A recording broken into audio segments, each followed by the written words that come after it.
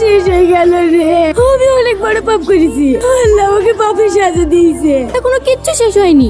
তুই তো এখনো ডিভোর্স পেপার পাঠাসনি। টনিকে সব খুলে বল, আমার বিশ্বাস ও তোকে ফিরে নেবে। না আমি ভুল, ওর সাথে আমি যা করেছি ওর আমাকে জীবনে মেনে নেবে না। এদিকে কেউ আছেন? এই সময় আবার কে ডাকছে?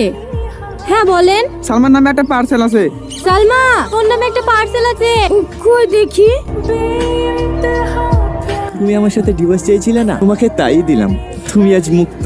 আমাকে ছেড়ে যদি তুমি সুখে থাকো তাতেই আমি খুশি। তোমার সুখের পথে কখনো কাটা হয়ে দাঁড়াবো না। তুমি ভালো থেকো। আর হ্যাঁ, তোমার এই পাগল প্রেমিকের তো লাখ লাখ টাকা ছিল না, তবুও ইচ্ছে ছিল বইয়ের শখ পূরণ করা। তাই আমি বিদেশে গিয়েছিলাম। আমি দিনরাত পরিশ্রম করে আমার জন্য শখের জিনিসটা কিনেও ফেলেছি। কিন্তু নিয়তির কি খেলা দেখো, যা শখ পূরণ করতে বিদেশে গিয়েছিলাম, এসে দেখি তাকেই হারিয়ে ফেলেছি।